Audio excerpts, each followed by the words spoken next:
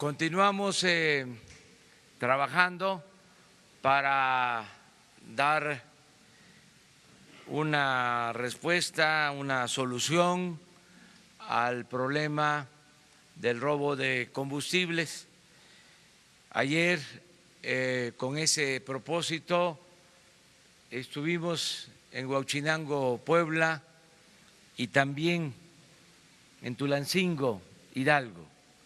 Ya se inició el plan de bienestar para los municipios por donde atraviesan ductos y ha sido bien recibido por la gente, no solo con el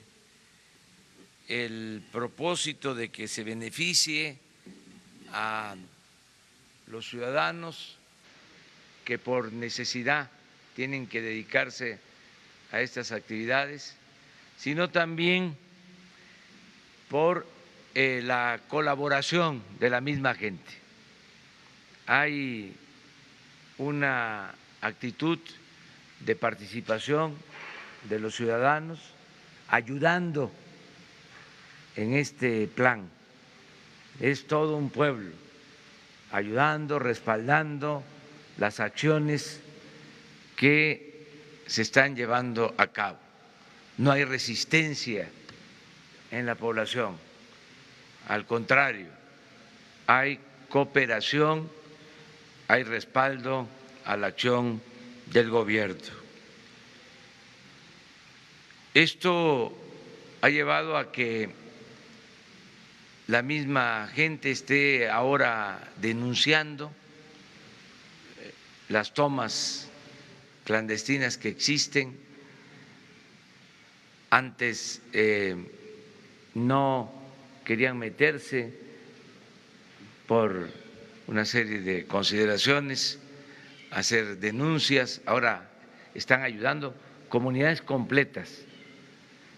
Esto pasó ayer en Hidalgo y sucede en otras partes.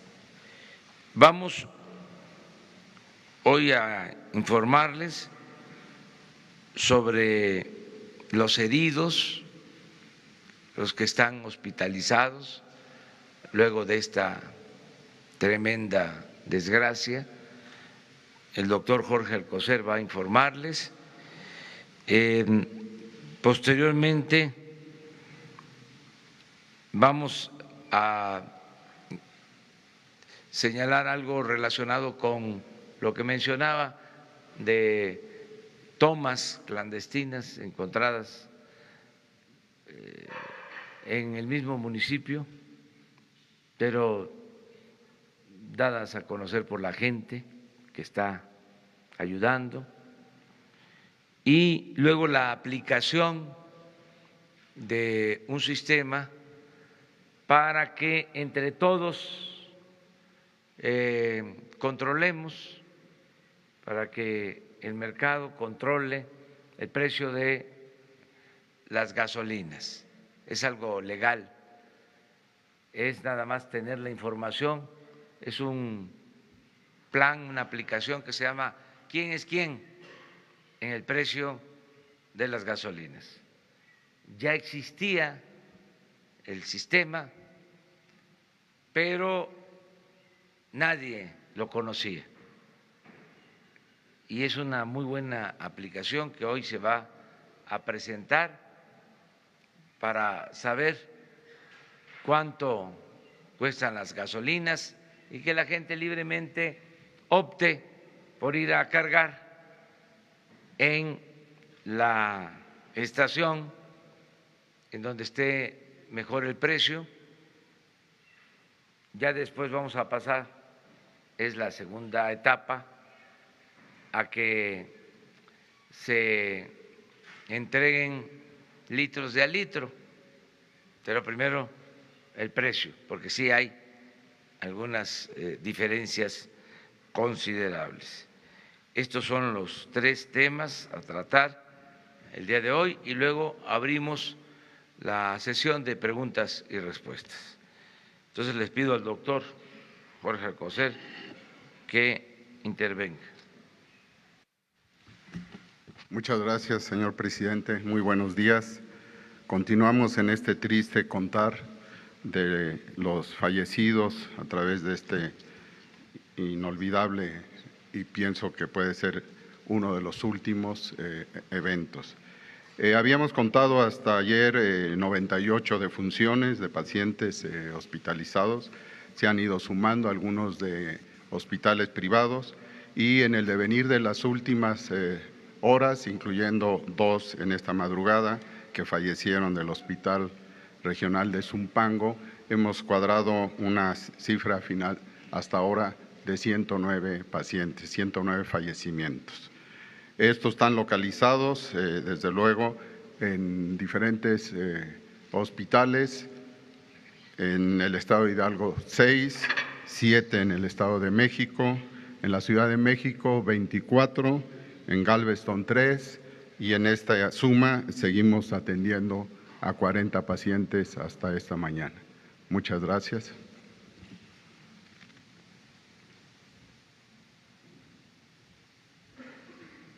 Con su permiso, señor presidente. Buenos días. La Policía Federal, en una labor de restablecimiento emocional de la población de la localidad de Tlalhuelilpan, Hidalgo, en donde ocurrió el lamentable accidente, la explosión, hacemos trabajo de proximidad social. El trabajo social a cargo de policías federales, psicólogos expertos en atención emocional, ha logrado mantener no solamente la seguridad perimetral de la población de la localidad, a efecto de evitar riesgos de accidentes, y ha sido la propia sociedad, la comunidad, la que nos informó la existencia de 14 tomas clandestinas de altísimo riesgo que estaban en las inmediaciones de esa población en el desarrollo de los ductos de Pemex. Cabe resaltar que tenemos vigilancia y seguridad en toda la red nacional de ductos de Pemex, con personal del Ejército, de la Armada y de la Policía Federal. Por lo que se refiere a esta labor, la comunidad nos llevó hasta 14 puntos en donde, como pueden ver en las imágenes, existían tomas clandestinas. Ante el riesgo que tiene la propia comunidad, nos llevaron a inhabilitarlas, se le dio vista a Seguridad Física de Pemex y al Ministerio Público Federal y se procedió con toda la cautela a asegurar cada una de las tomas. No hubo fugas de combustible ni bajas de presión. El sistema sigue operando felizmente en condiciones que le da suficiencia para mantener el abasto a las ciudades y a la población de nuestro país. Es cuanto, señores. Buenos días. Con su permiso.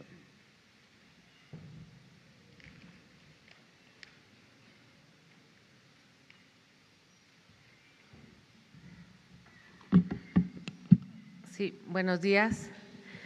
Bueno, referente a los precios de los combustibles, tanto de gasolinas como gas, quiero informarles que para todo el público, para todos los mexicanos, ya existe una aplicación que la Comisión Reguladora de Energía ya tenía, que se llama ¿Quién es quién? Es muy fácil, no sé si lo tienen, Jesús. Sí, es muy fácil. Esta aplicación es para conocer el precio del gas. Todos desde su celular bajan la aplicación AmiGas. Nos permite, automáticamente encuentra el distribuidor. Si yo estoy en Tijuana, abre automáticamente mi localización como si fuera Waze y sale en qué parte de Tijuana estoy, realiza la búsqueda por localidad, compara precios, consulta números de contacto para realizar pedidos. En su caso, para el gas, verifica la autorización de vehículos que cuenten con la autorización de la Comisión Reguladora de Energía, se ingresa las placas del vehículo para validar si está registrado, si es un vehículo que tiene permiso, y evalúa el servicio, también la propia aplicación en el celular, cualquier persona califica si el servicio fue bueno o malo y se actualiza en la propia base de datos para que el usuario tenga una calificación del servicio. Y sobre gasolina, es la siguiente, por favor. Es esta aplicación. Esta aplicación es una invitación para que todos los mexicanos la bajemos en nuestro celular, se llama Gaso App. Encuentra la gasolinera, como aquí se ve en la pantalla, sí, la anterior, la que tenía. Ahí nos dice exactamente si está cercana, si es más barata, si es más cara, y esto nos va a ayudar porque de acuerdo a la ley, la gasolina pues está en el mercado, en el libre mercado, y sí tenemos una diferencia de precios muy sustancial. Ayer, por ejemplo, amanecimos aquí a 18 pesos con 30 centavos, 18 pesos con 50 centavos, y si todos los mexicanos nos enteramos, nos va a ayudar incluso a que los precios sean más justos y no haya tanto disparidad. Se selecciona el combustible, se escoge el radio en kilómetros,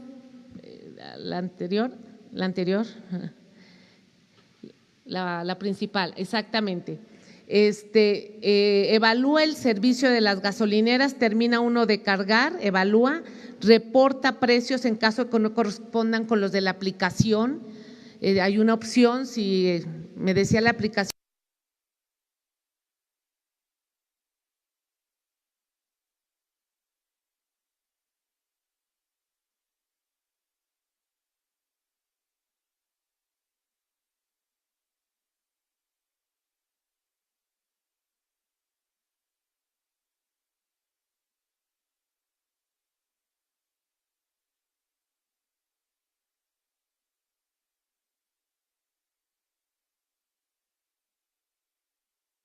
Esto es básicamente la información. En este caso, sería bueno que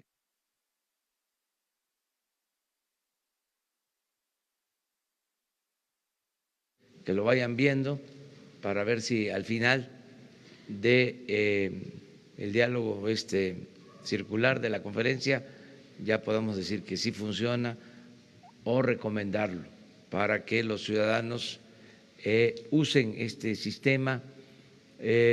Debo aclarar que los distribuidores de combustibles se han portado bien en general, no se han aprovechado de la circunstancia. Son muy pocos los que han mantenido elevados los precios. La mayoría de las gasolinerías han mantenido un precio razonable de acuerdo al margen de utilidad que se tiene establecido en el mercado, pero es para evitar que unos pocos actúen indebidamente. ¿Quién controla los precios? La misma gente con este sistema de información. Hay que ir a cargar gasolina en donde hay buen precio y en donde se pueda demostrar posteriormente que se entrega completo, es decir, litros de a litro, que no hay fraude en las estaciones de distribución de gasolinas. Entonces sí, vamos a empezar ya con la sesión de preguntas y respuestas. Los tres, ustedes. Y luego 3 mujeres, 3 compañeros de acá. ¿Sí? Gracias, señor presidente. Manuel Rápalo con el medio Al Jazeera en inglés. La pregunta sobre Venezuela. Si nos puede aclarar su posición y el papel que piensa que le va a tocar a México como mediador en el proceso de la paz en el conflicto. Ya fijamos ayer nuestra postura a partir de lo que establece nuestra Constitución. El artículo 89 de la Constitución, fracción 10ª, con mucha claridad, define cuál debe ser la política exterior de México, apegada a principios como el de no intervención, el de autodeterminación de los pueblos, el de la solución pacífica de las controversias, el del diálogo, el de la defensa de derechos humanos. Entonces, con esos principios estamos actuando. Nosotros vamos a procurar siempre tener buenas relaciones con todos los pueblos y con todos los gobiernos del mundo. Y este caso lo está tratando el secretario de Relaciones Exteriores, Marcelo Ebrard, con todo nuestro respaldo y con respeto a lo que establece nuestra Constitución. Nosotros tenemos una historia muy importante en cuanto a política exterior, apegada a principios, y eso va a continuar. Si en algún tiempo se desviaron de esos principios, nosotros no lo vamos a hacer, no vamos a actuar violentando, transgrediendo principios constitucionales de política exterior. No es que estemos a favor o en contra de nadie, estamos por defender los principios constitucionales de la política exterior. Eso es básicamente. Buenos días, Alexis Pavón de SDP Noticias. En el mismo sentido, me gustaría saber si tiene algún tipo de reacción en cuanto a que ayer el presidente Nicolás Maduro reconoció el posicionamiento de Uruguay y México en cuanto a una ruta al diálogo y si su gobierno estaría dispuesto, primero si ha tenido contacto a partir de entonces con la representación venezolana y si su gobierno estaría dispuesto a organizar encuentros entre Maduro y sus opositores. La segunda pregunta va en el sentido en cuanto a el informe de actividades que presentó esta semana la Comisión Nacional de Derechos Humanos y de acuerdo con los datos ofrecidos, de 90 recomendaciones ordinarias emitidas durante 2018, solo se acató y se cumplió con una. Me gustaría saber si su gobierno piensa promover algún tipo de política o medida para que las dependencias federales acaten este tipo de recursos. Y aprovechando que está aquí la secretaria de Gobernación, esta semana visitó Chiapas y me gustaría saber si tuvo algún tipo de contacto con el gobernador en cuanto a la contingencia que se enfrenta en ese estado respecto a los homicidios de activistas, específicamente el de Sinar Corzo a inicios de este año y los de Noé Jiménez y José Santiago la semana pasada. Gracias. Bueno, ¿por qué no, licenciada, explica esto último, por favor? Sí, tuvimos contacto con el señor gobernador y por supuesto que él y también la Fiscalía apoyando, la Fiscalía General, pero principalmente la Fiscalía del Estado está investigando estos casos.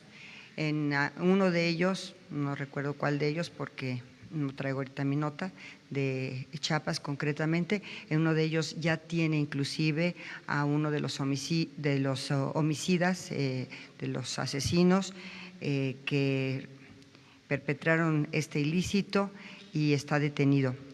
Hay otros casos que no, inclusive fueron de otros estados, que llegaron contratados por algunos de estos personajes que tienen la calidad ahorita de indiciados por autoría intelectual, y también ya se están, digamos, pidiendo la colaboración de los otros estados vecinos que acudieron a este llamado de este señor que es el autor intelectual o presunto autor intelectual, y también ya se giraron las órdenes de aprehensión y la colaboración en los otros estados vecinos del estado de Chiapas para poder detenerlos.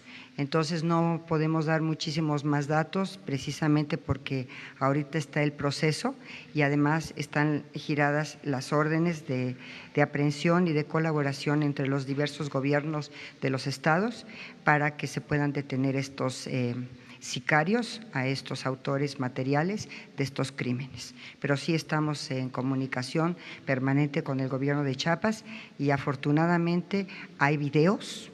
Tienen videos muy interesantes, muy importantes, en donde se ve claramente cómo están llevando a cabo las negociaciones y las camionetas, en fin, de estos sicarios, y además del autor intelectual. Presuntos todos. No sé si dé respuesta a esto, pero sí estamos en comunicación permanente.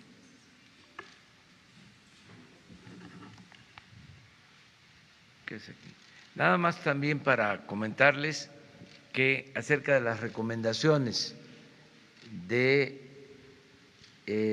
la Comisión Nacional de Derechos Humanos, hemos hecho el compromiso de acatarlas, de hacer caso a todas las recomendaciones de la Comisión de Derechos Humanos. Vamos nosotros a proteger a quienes son víctimas de violación de derechos humanos. Aquí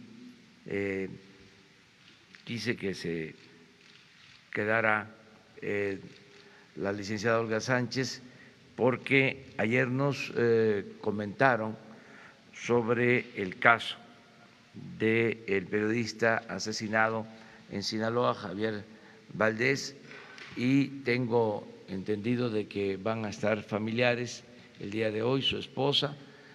Le he pedido a la secretaria de Gobernación que le atienda personalmente, que le dé toda la información que tenemos, que platique con ella y que tenga la seguridad plena de que nosotros vamos a apoyar en toda la investigación, todo lo que esté de nuestra parte, y que las veces que desee estar aquí con nosotros y expresarse, manifestarse, están abiertas las puertas para atenderle.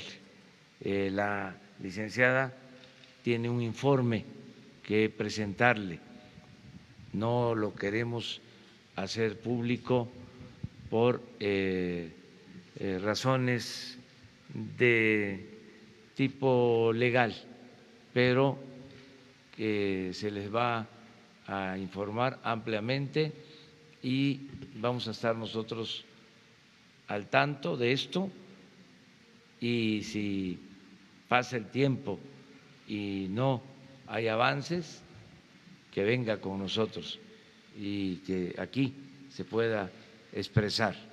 Esta es una tribuna también para todos los ciudadanos. ¿Tiene interés en decir algo? Pásale. O acá.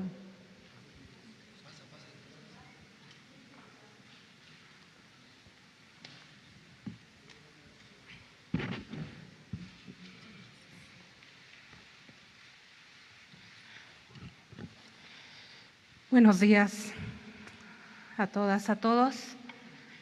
El día de ayer que una compañera de un medio de comunicación le pregunta al presidente en torno a la información que ustedes ya conocen en cuanto a que son los hijos, que fueron los hijos de Joaquín Guzmán Loera quienes asesinaron o mandaron asesinar a Javier.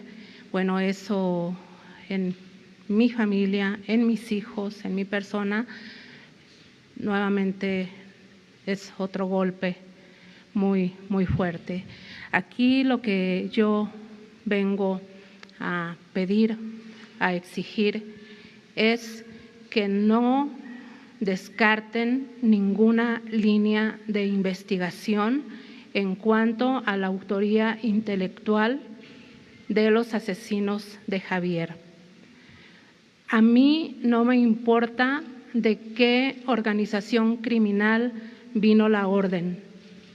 A mí lo que me importa es que quede muy claro que y también que la Fiscalía General, ahora la nueva Fiscalía General de la República, haga su trabajo, que profundice más en las investigaciones, que sea muy rigurosa, muy exhaustiva y se determine quién dio la orden de asesinar a Javier. Está muy claro que lo asesinaron por su trabajo porque no les gustó lo que se publicó. Aquí lo importante es dar con los personajes que dieron la orden para que haya justicia. Es lo que yo puedo pedir en este momento, que es lo más importante. ¿Quién dio la orden? ¿Quién está mintiendo y quién tiene la razón? Exigimos verdad, exigimos justicia y exigimos castigo para los asesinos de Javier, los materiales, pero sobre todo los intelectuales.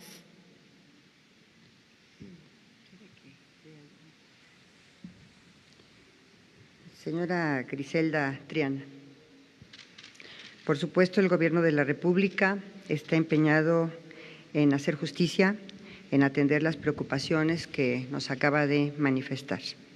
No se descarta una sola línea de investigación.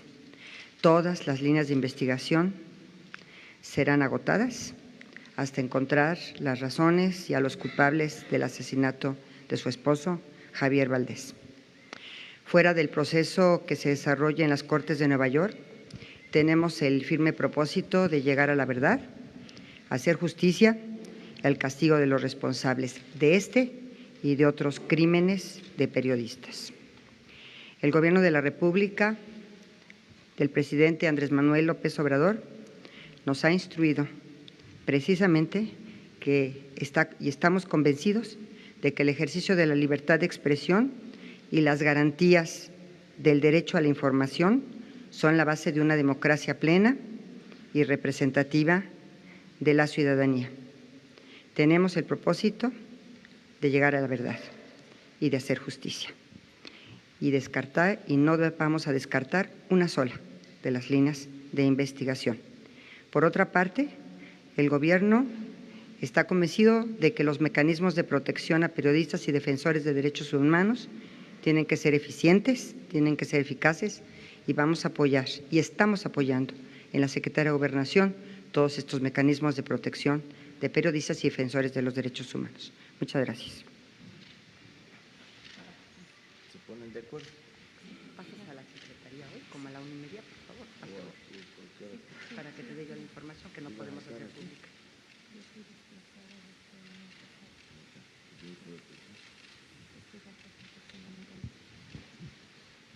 Te espero allá. Bueno, acerca de si México está en condiciones de permitir que las partes en conflicto en Venezuela cuenten con la intermediación de la Secretaría de Relaciones Exteriores para lograr el diálogo y la solución pacífica de las controversias lo establece nuestra Constitución. Sí podríamos hacerlo, pero no lo podríamos llevar a cabo si no hay la petición de las partes. No vamos a ser oficiosos. Nosotros vamos a respetar nuestros principios y si las partes lo solicitan, estamos en la mejor disposición de ayudar para que haya diálogo y sin el uso de la fuerza, de la violencia, se resuelven los problemas. También sin descartar el respeto a la legalidad y a la democracia. Diálogo, eso es lo mejor en todos los casos, no tomar partido, buscar la solución pacífica a estos conflictos. Hasta ahí es nuestra actuación. Y tiene instrucciones, repito, el secretario de Relaciones Exteriores para apoyar en la medida de nuestras posibilidades, sin injerencia en el conflicto. Esto tiene que ver con una tradición histórica de nuestro país en política exterior. No nos debemos de meter en asuntos de otros pueblos y de otras naciones porque no queremos que ninguna hegemonía, ningún gobierno extranjero intervenga en los asuntos que solo corresponden a los mexicanos. Ese es el principio general. Bueno, entonces vámonos por acá con mujeres, compañeras. Hola, presidente, buenos días. Rosa Elena Soto, de Acústica Noticias y La Neta Noticias. Pues muy cerca de Huachinango, donde fue ayer a esta gira para hablar con los pobladores, está una hidroeléctrica en Necaxa. Ahí se entregaron concesiones el sexenio pasado a la empresa Motangil y al ESME. Muchos de estos contratos hay señalamientos de que estuvieron plagados de corrupción. Yo le preguntaría, señor, si se revisarán los contratos de las denuncias que se presentaron en su momento al respecto, también si hay huachicol eléctrico, si se van a revisar estos contratos y a estas personas que se les dieron estos contratos en su momento el sexenio pasado, ¿de qué magnitud es el huachicol en el sector energético eléctrico? Pues es que está plagado el gobierno de huachicol. Hay huachicol en las distintas áreas del gobierno, huachicol en la compra de medicinas, huachicol en la industria eléctrica, huachicol también en la construcción de obras, huachicol arriba y abajo, y vamos a terminar con el huachicol, vamos a terminar con la corrupción y se va a revisar todo, no va a haber impunidad. En estos contratos hay revisión y si hay denuncia van a seguir su curso en las instancias correspondientes. Tenemos que buscar una solución a el conflicto que se originó con el despido de más de 40,000 trabajadores de la empresa de Luz y Fuerza del Centro. Están por todos lados.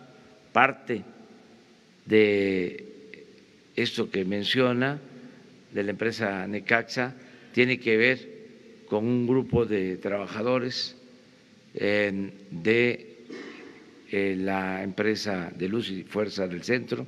Le he pedido a la secretaria de Energía, Rocío Nale, que hable con todos, porque complica la situación el hecho de que están divididos.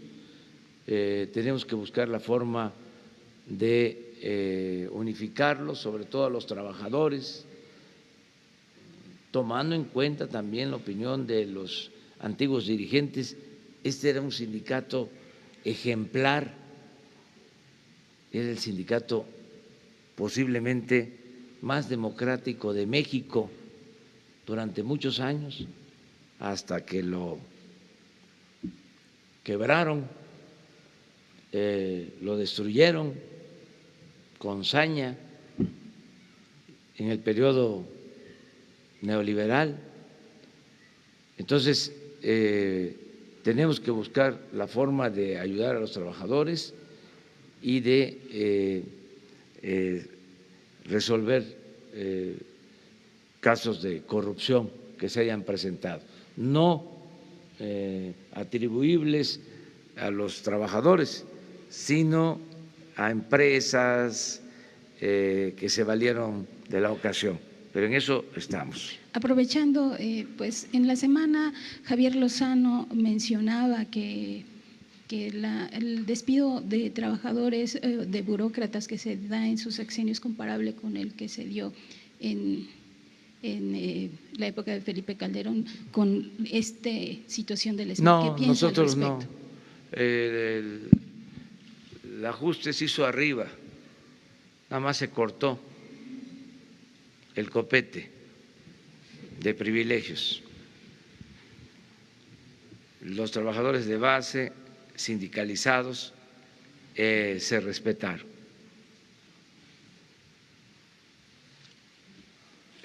Dijimos, compañera, a ver, allá atrás, las dos, y luego. Buenos días, presidente. Ruth Muñiz, de Ruido en la Red y Quinto Elemento Lab.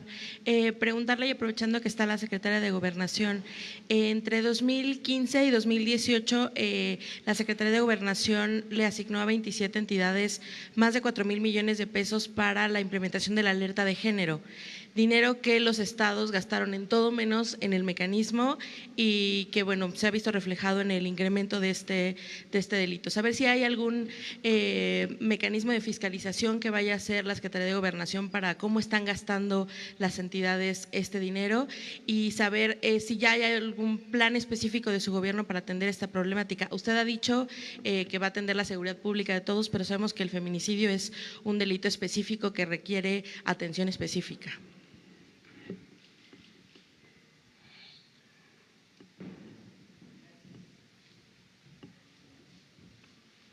En los próximos días vamos a resolver el tema de la titular de InMujeres. Pienso que no va a tardar más de 1 o 2 semanas máximo, porque se tienen que agotar los procedimientos para su nombramiento, y le vamos a presentar al señor presidente la terna que me ha instruido que se le presente para que él elija a la titular de InMujeres. Y también tenemos que proceder al cambio de la titular de CONAVIM dentro de la Secretaría de Gobernación.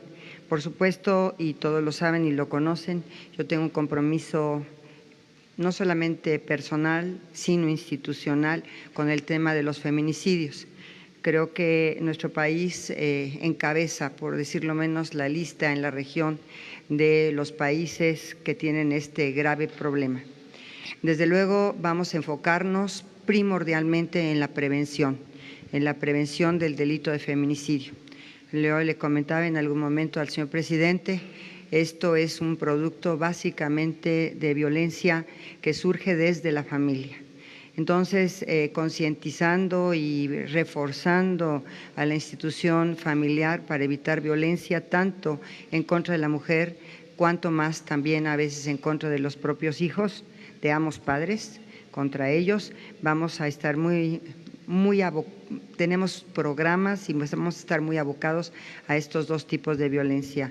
Estamos por también echar a andar el programa de Cipina, le hemos dado recursos, ya le dimos una estructura, Ricardo Bucio va a estar a cargo de esto, se le ratificó, pero en los próximos días daremos a conocer tanto a la titular de CONAVIM como a la titular de INMujeres para echar ya a andar el programa de violencia en contra de las mujeres.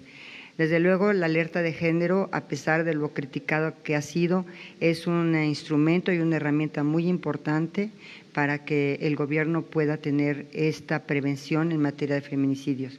Pero estamos sumamente comprometidos con el tema, yo en lo personal y por supuesto, como no podría ser de otra manera, el gobierno de la República y del presidente López Obrador, para poder reducir lo más que se pueda este grave crimen contra las mujeres. Muchas gracias. ¿Qué pasaría, perdón, con los 4,000 millones que ya se asignaron, que ya gastaron las entidades y que pues no están viéndose reflejados? A ver, van a tener que transparentarse todos los recursos, peso a peso de lo que se les entrega a las entidades federativas para los temas de prevención de la violencia en contra de la mujer y de los programas de los institutos estatales de las mujeres, se va a revisar. Por supuesto, se asignó, y lo cual estamos sumamente reconocidas al presidente de la República, que se dieron todos estos recursos para la prevención de la violencia, y también tenemos que dar buenos resultados, no solamente a nivel internacional en la CEDAW, sino al pueblo de México respecto de la prevención, porque más que otra cosa es prevenir que se vayan sucediendo estos graves ilícitos en contra de las mujeres. Una compañera, sí.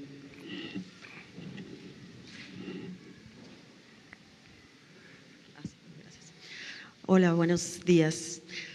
Soy Marcela Turati de Quinto Elemento Lab y colaboradora de la revista Proceso. Primero, como periodistas nos unimos al reclamo de justicia por los colegas asesinados y desaparecidos. Y mi pregunta ahora es, con los restos de las personas calcinadas en Tlahuelilpan, al igual que con los restos también de muchas personas encontradas en fosas clandestinas que están siendo encontradas, y bueno, que tenemos muchas fosas en el país. Quería saber si van a pedir ayuda internacional para la identificación de estos restos, y hablando también del tema de desaparecidos, ¿cuándo van a presentar una política, su política pública sobre desaparición de personas, que no solo sea sobre los 43, sino para los 40,000? ¿Cuál va a ser esa política? Y la otra es la promesa que hizo de pedir perdón a las víctimas el día que iba a asumir. ¿Qué pasó? ¿Se va a pedir perdón a las víctimas de la violencia o no? Gracias. Ya lo hice y lo voy a seguir haciendo, y es una deuda que tenemos con miles, millones de víctimas, familiares de víctimas, más de 1 millón de víctimas de la violencia. Solo de el 2006 a la fecha. Y el compromiso de hacer justicia, de lograr encontrar a los desaparecidos, ayudar a sus familiares en esa búsqueda. La Secretaría de Gobernación tiene esa encomienda. Ayer lo comentaba, bien podría decirse que la mayor función o la función más importante de la Secretaría de Gobernación es la protección de los derechos humanos. Ese es el nuevo enfoque de la Secretaría de Gobernación. Y vamos a pedirles a ellos que les presenten todo el programa que se está aplicando. Ya se ha dado a conocer, hemos estado en reuniones con víctimas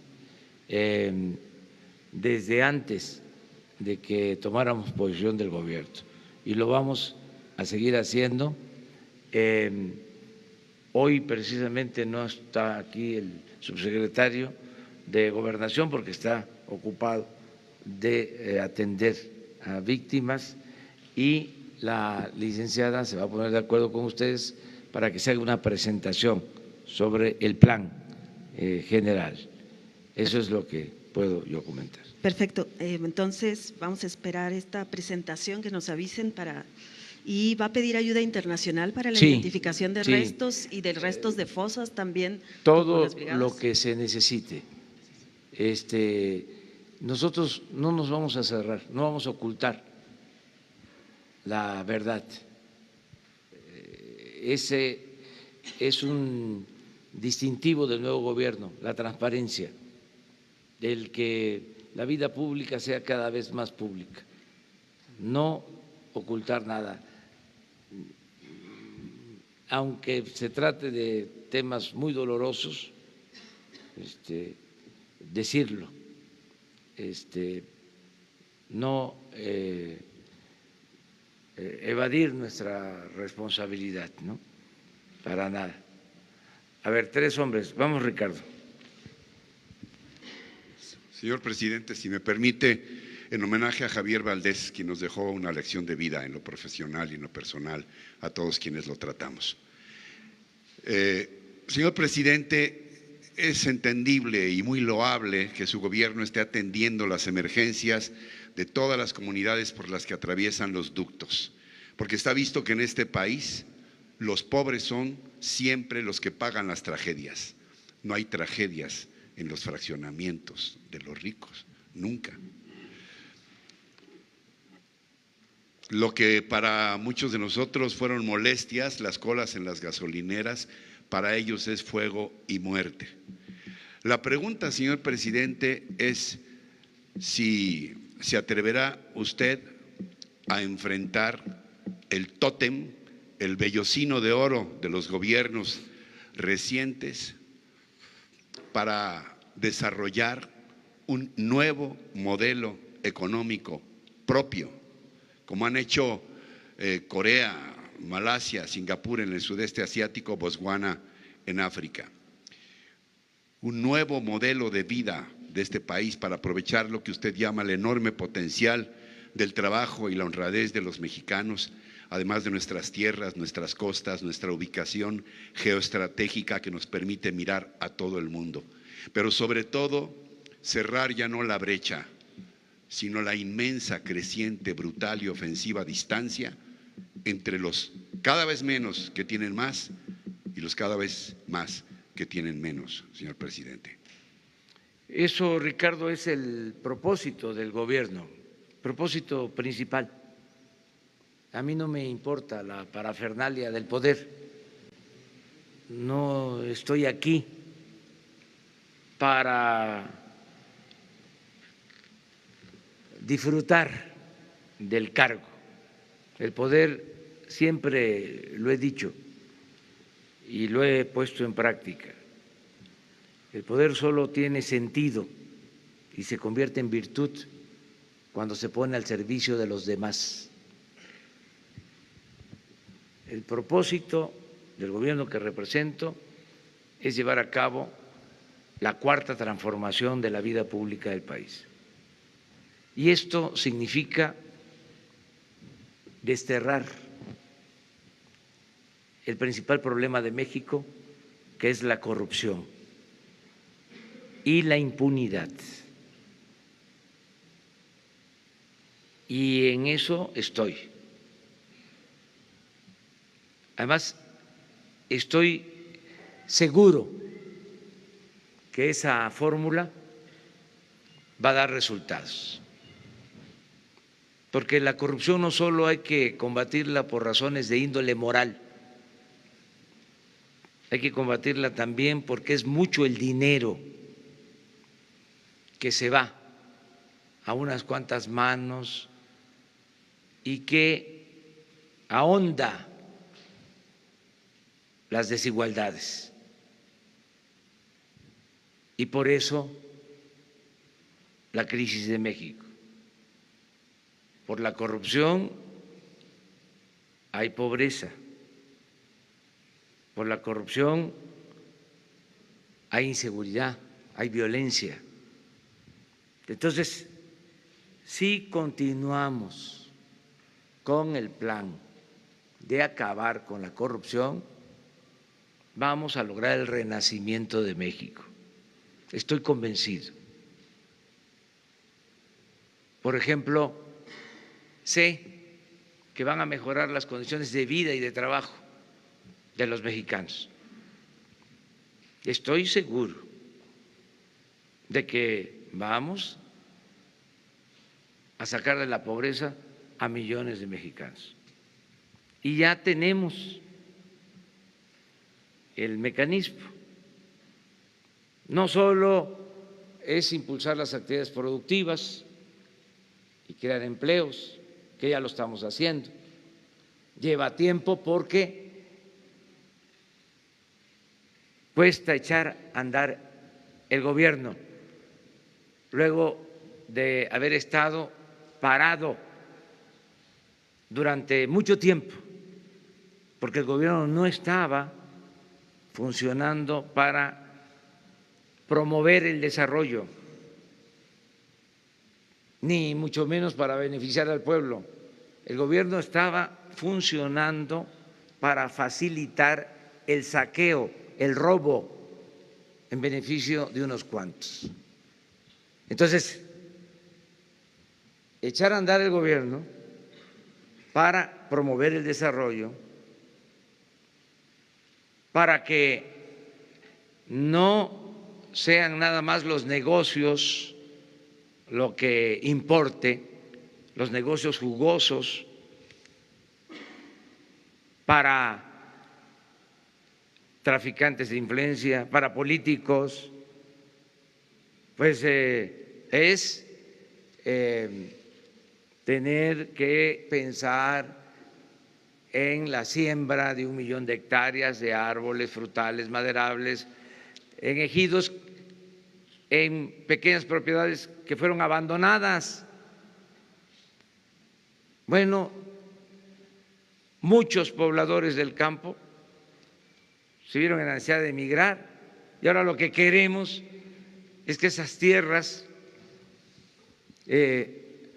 abandonadas se siembren y que la gente se arraigue y que no tenga necesidad de emigrar, que el mexicano pueda trabajar, pueda ser feliz, como siempre lo digo, donde nació, donde están sus familiares, sus costumbres, sus culturas. En este tiempo de política neoliberal se despoblaron municipios completos porque el crecimiento solo se dio en pequeñas islas, en Cancún, en la Riviera Maya, en todo el sureste, solo ahí hubo crecimiento, en las zonas turísticas del Pacífico, en algunas ciudades del centro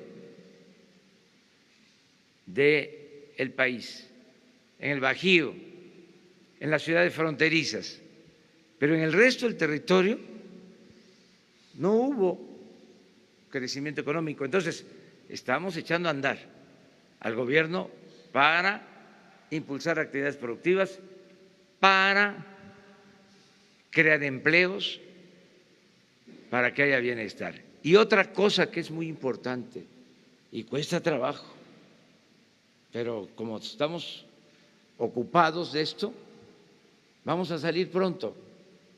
Estamos llevando a cabo un sistema para evadir, para no tener que pasar el dinero que le corresponde a la gente por el aparato administrativo.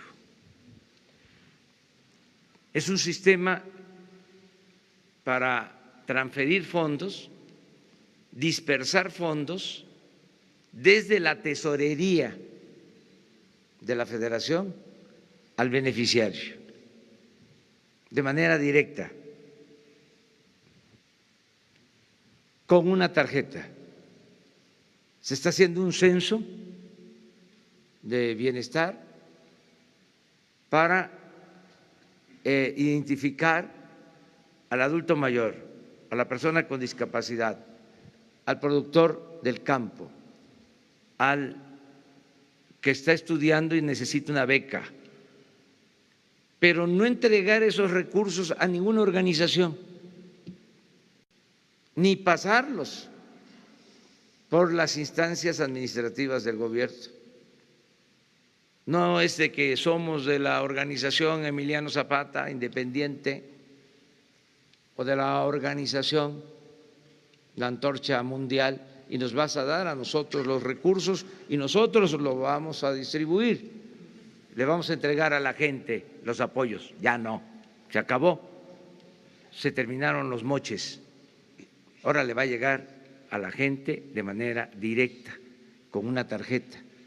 Pero nos enfrentamos de que México es de los países con menos conectividad en el mundo, porque los bancos se concentraron en las grandes ciudades, la comunicación de Internet en las grandes ciudades. Solo el 25% del territorio tiene posibilidad de comunicación con teléfono móvil. A veces los técnicos hablan de la inclusión financiera y ya están haciendo operaciones por teléfono, porque existe Internet, pero en nuestro país no hay ni siquiera comunicación por telefonía móvil en cabeceras municipales. Entonces, tenemos que crear toda esta infraestructura. Y se habló de reforma de las telecomunicaciones. ¿Y en qué se benefició la gente? Si no hay Internet en hospitales, ni en centros de salud, ni en escuelas, ni en los caminos, ni en las plazas públicas. Entonces, todo esto lo estamos ordenando y yo espero que a más tardar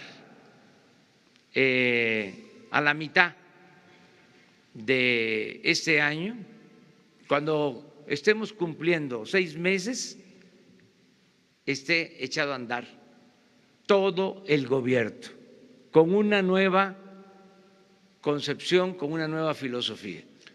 Y entonces sí, vamos a atender el fondo del problema, que es el de la corrupción que produce desigualdad y pobreza. Entonces sí podemos hablar de un nuevo modelo económico, señor presidente. Un nuevo modelo económico. Gracias. Un nuevo modelo económico. Gracias, presidente.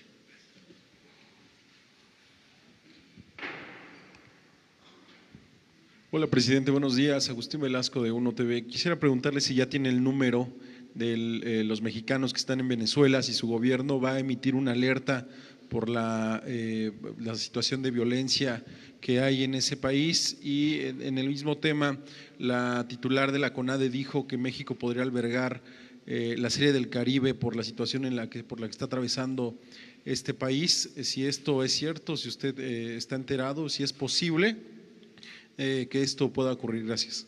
La Secretaría de Relaciones Exteriores está atendiendo esto y ya está informando sobre los mexicanos en Venezuela, y en términos políticos ya definimos cuál es nuestra postura. De todas formas, le voy a pedir a Jesús Ramírez, que aprovecho, ven, ustedes lo conocen, pero como esta transmisión la ven miles de personas en las redes sociales, quiero que se conozca a quien me ayuda en todo lo relacionado con la comunicación social del gobierno. Es un profesional, una gente honesta, responsable, Jesús Ramírez Cuevas. Él es el que me ayuda. Entonces, si hace falta la información sobre los mexicanos en Venezuela, ahora Jesús la va a proporcionar. Pero usted no sabe, presidente, si va a haber una alerta para los mexicanos en Venezuela. No. No van a emitir una alerta. No me ha informado sobre eso el secretario de Relaciones Exteriores. Y espero, deseo de corazón que no haya violencia en Venezuela, que se entiendan sin el uso de la fuerza, sin la confrontación, sin la violencia. La política, la verdadera política, entre otras cosas, se inventó para evitar la confrontación, para evitar la guerra. Entonces, es cosa de los diplomáticos, ellos son especialistas en buscar la solución pacífica en controversias y en conflictos. Nosotros tenemos muy buenos diplomáticos y le tengo toda la confianza al secretario de Relaciones Exteriores. Sobre la serie, uno más. Sobre la serie, presidente, lo de la Serie del Caribe, que decía ayer la titular de la CONADE, que México podría albergar la Serie del Caribe ante la situación de violencia que hay en Venezuela. Vamos a esperar, no sabemos todavía. Sí estoy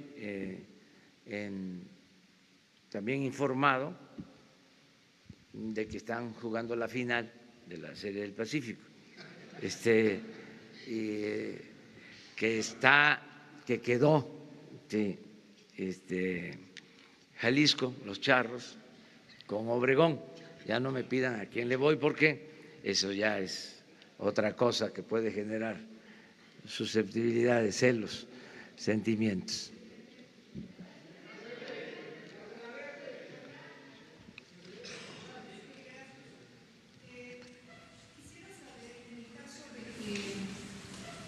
En el caso de que el gobierno de Venezuela le tomara la palabra y decidiera solicitar una intermediación del gobierno de México, ¿estaría dispuesto a que las negociaciones o mesas se establecieran aquí, en nuestro país, como ha sucedido ya históricamente con otros conflictos en Centroamérica?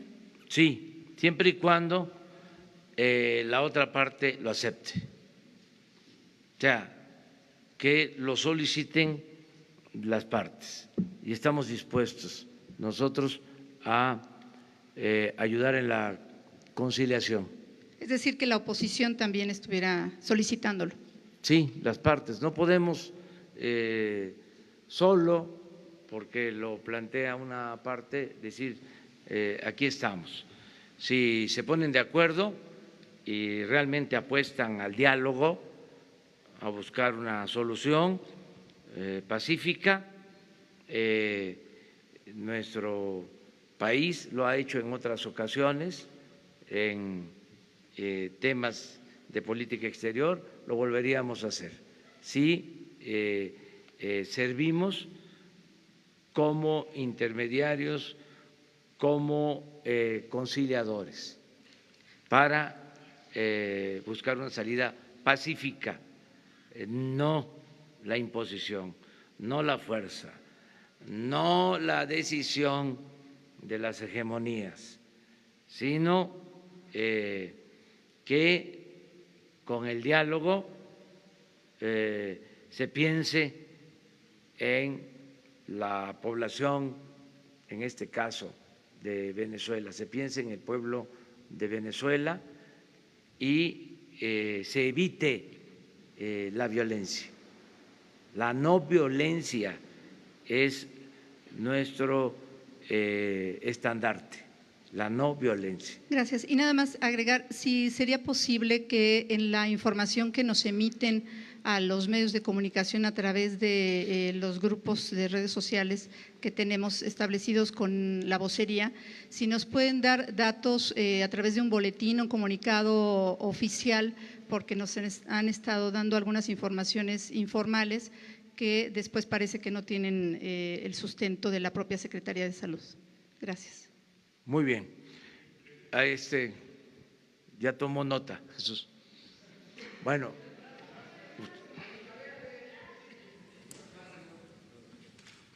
ustedes tres.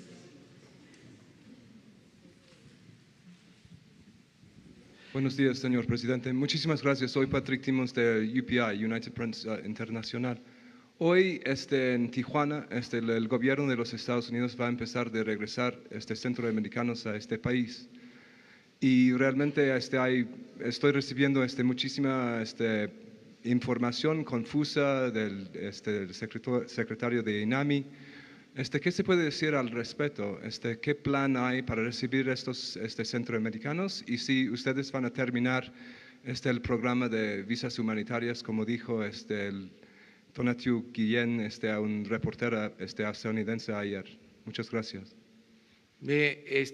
Tengo información de la secretaria de Gobernación y del secretario de Relaciones Exteriores sobre este tema, y hoy a la 1:00 p.m. va a haber una conferencia para fijar la postura del gobierno mexicano sobre la decisión que tomó el gobierno de Estados Unidos en este tema migratorio.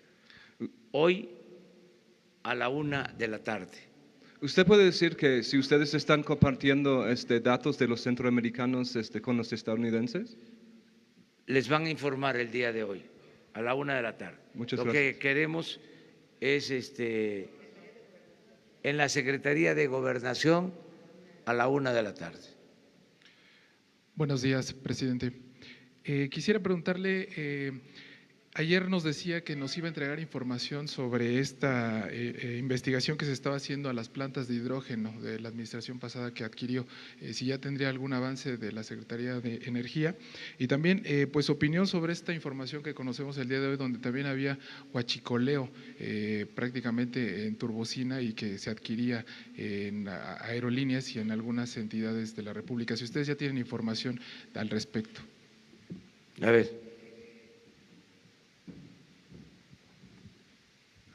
Referente a las ventas que se hicieron de las plantas de hidrógeno de Pemex. Ayer salió un comunicado, un medio, sobre la venta de 3 plantas. Se realizaron nada más en 2. En la refinería de Tula fue un contrato de compraventa de la planta de hidrógeno entre Pemex Transformación Industrial y Air Liquide México, SADRL DCB. Se formalizó mediante un proceso de adjudicación directa para el proceso de selección del comprador de la planta, quien fue Air Liquide, es una empresa francesa. La Dirección Corporativa de Alianzas y Nuevos Negocios de Pemex subcontrató para la evaluación y estudio del mercado a una empresa que se llama A.T. Kearney. Esto se dio el 31 de agosto del 2017. El precio de la compra fue de 51.526.000 millones de dólares, más el impuesto del valor agregado. ¿Quiénes firmaron por parte de Pemex? Fue el licenciado Carlos Reinaldo Godínez, subgerente de apoyo legal y formalización inmobiliaria de Pemex, el ingeniero Cuthberto Orlando Azuara Pavón, director operativo de producción de Pemex, y por el comprador fue Rodrigo Pereira Jorge. Para esto hicieron un avalúo por un consorcio que se llama Megafin, el 20 de diciembre del 2016. El avalúo reportó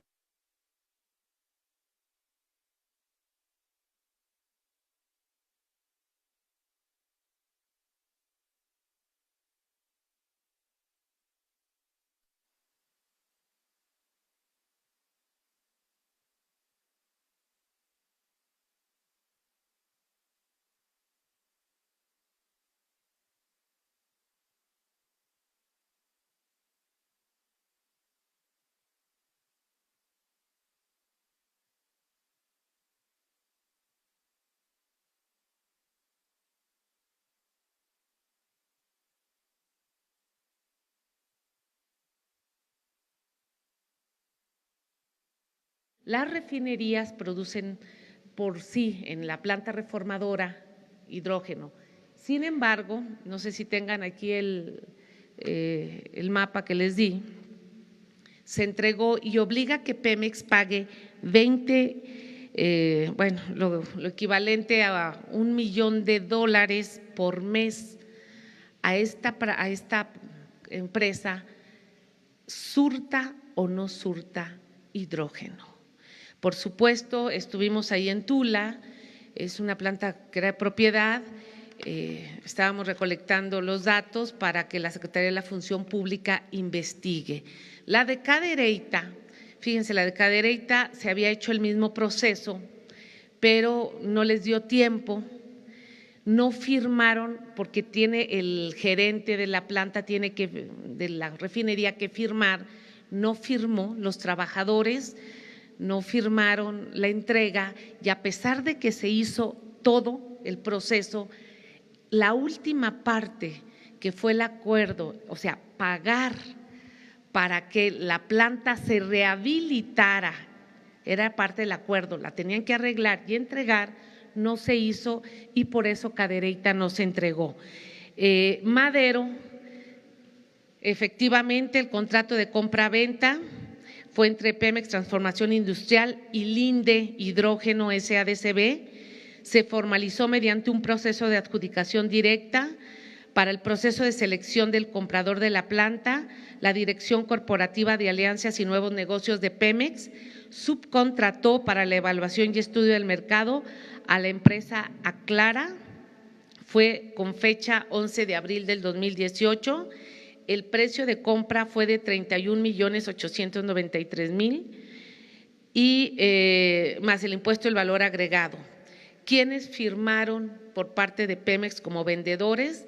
El licenciado Carlos Reinaldo Godínez, subgerente de apoyo legal y formalización inmobiliaria de Pemex, el ingeniero Jorge Humberto Freire Rizo, subdirector de producción de petrolíferos de la Dirección de Producción de Pemex Transformación Industrial. Por el comprador, el representante Robert John Kappelman, y el avalúo también fue por el consorcio Megafin, la misma empresa, el 20 de diciembre del 2016, y ellos determinaron que valía 29.145.000 dólares. Obliga a que la refinería de Madero pague equivalente a 16 millones de pesos por mes mensualmente a esta empresa para que nos surta hidrógeno, ya sea que se ocupe o que no se ocupe, un volumen por 42 millones de pies cúbicos por 20 años. Aquí les quiero comentar que ya tenemos los datos, lo estoy presentando a la Secretaría de la Función Pública y estos son parte de los quebrantos que se hicieron a la empresa, porque esas plantas eran de Pemex. Se tiene todo un articulado de que era necesario, de que iba a tener mejor calidad, de que con esto se iban a evitar paros programados, y no es cierto, pues es una planta que nació con ello. Ayer estuvimos en Salina Cruz, presidente, y la refinería de Salina Cruz no tiene planta de hidrógeno, o sea, así nació el concepto, y hoy con el crudo que está llegando, que tiene un poco más de azufre, se ve la necesidad de pensar en una planta de hidrógeno. Sería como para 22 millones de pies cúbicos, y esa planta nueva cuesta alrededor de 100 millones de dólares.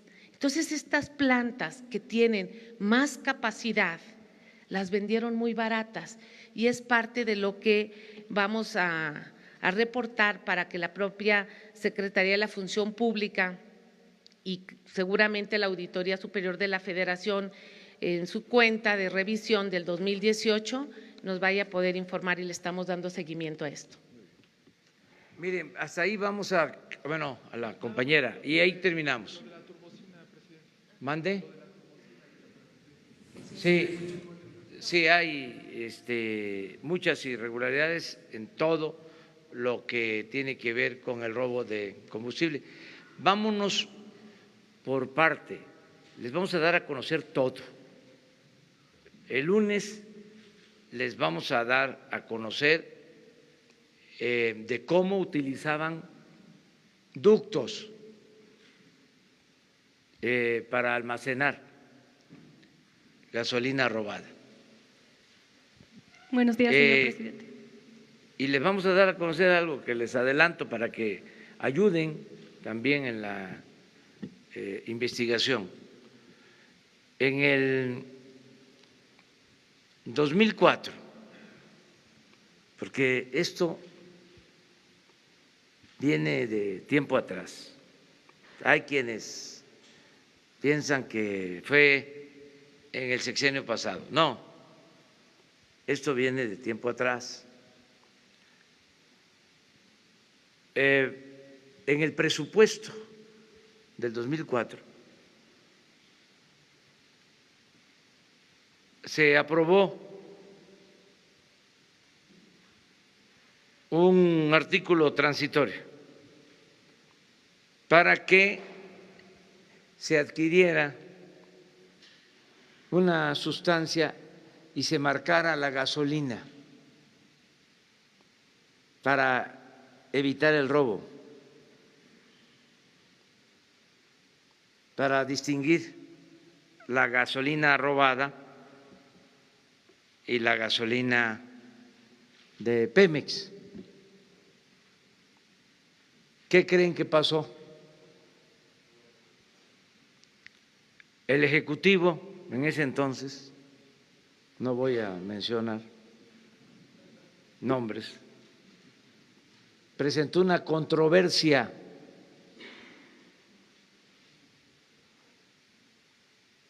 para quitar ese artículo transitorio. Y el Poder Judicial, la Suprema Corte, le dio la razón al titular del Ejecutivo. 2004.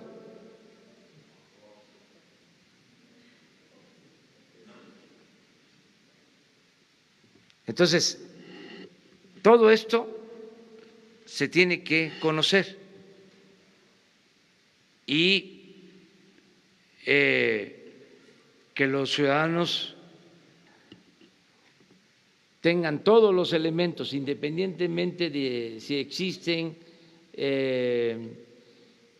delitos de omisión, independientemente de eso, que nos enteremos, porque parece como si esto hubiese surgido de la noche a la mañana, y también de manera respetuosa, fraterna, cariñosa, le pido a los que se dedicaron a defender al régimen corrupto, sobre todo a la política económica neoliberal, que es el tiempo de la autocrítica, ya no seguir en la autocomplacencia. Es tiempo de rectificar y de hacer una revisión en lo personal. ¿Cómo fue que se toleraron estos atracos, estos abusos? ¿Qué responsabilidad?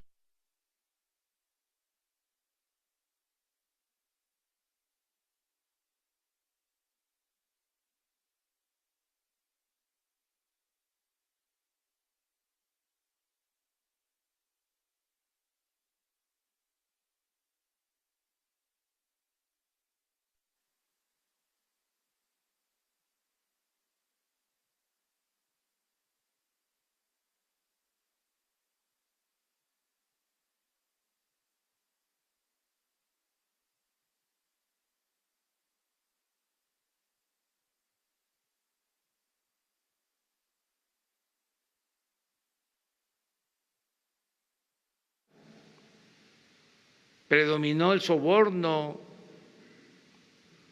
el beneficio personal, se abandonó al pueblo.